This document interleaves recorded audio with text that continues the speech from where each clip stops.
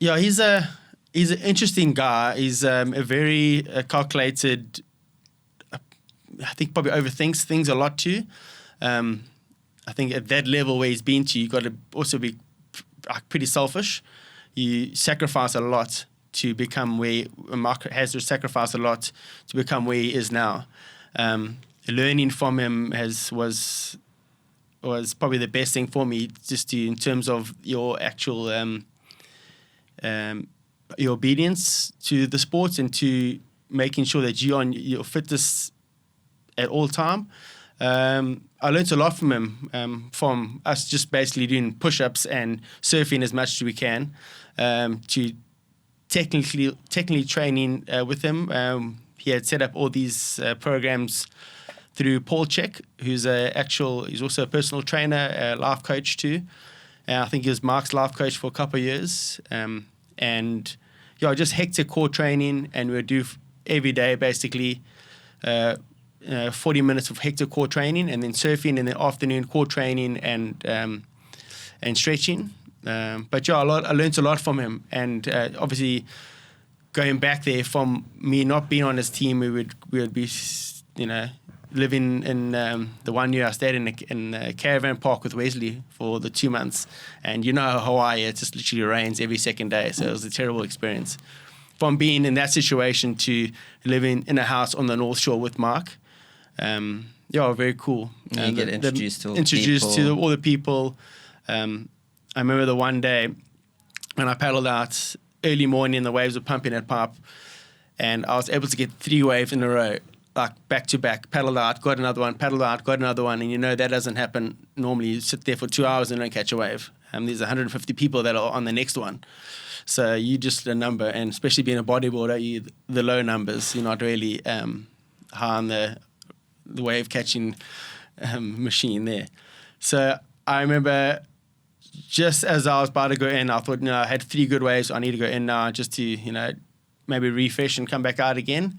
And I decided to go this big set came through, and there's always you get these good inside ones, and I paddled for this good inside one, and there was 3 surfers that had committed for 2, and I thought they were both going Pipe. Because it was such a wedgy wave, I couldn't see the guy behind me, and I actually went up going backdoor, got a really good wave, did a big invert, landed in the flats. My leash snapped. I don't know if you remember the story, when my leash snapped, it got washed in, and I looked to the beach, and because it's pretty close, it's to the beach. We actually end up, and the beach was whistling, and I was thinking, oh my gosh, what's going on here? Have I dropped in on somebody? The history of the guys that burn people there. It never ends well. Looked to the beach. Beach was whistling. I looked behind me, and I seen this guy running, trying to make his way towards me to beat me up. And I look to the beach, and I see Kala, which is one of the big guys from the Hui guys, was on the beach, and he's trying to call me to come in. And I was like, there's no ways I'm going in. There's no ways I'm going into him. I don't even have proper medical cover here. This is going to knock my teeth out. And at that stage, Mark was in the water, and I was praying that Mark would just come and save me. But Mark didn't want to get involved. He tried to come in. He got pushed aside as a bigger than him kind of moment. This guy approached me and wanted to fight me, and I was just went up to him quite aggressively saying, I didn't hear you. Why don't you make a noise? Why don't you call me off the wave? And he just didn't want to hear anything I wanted to say, so he just came in swinging. And I was lucky enough to dodge a couple of punches, but I knew I needed to take it. I needed to take a beating. Yeah. There's no ways I'm going to get out of it. So I ended up taking a couple of shots, apologized to the guy. The guy just hushed me in. So I just drifted down the channel and got out the beach and then just sprinted, hoping the guys on the beach wouldn't want to catch me and beat me up too.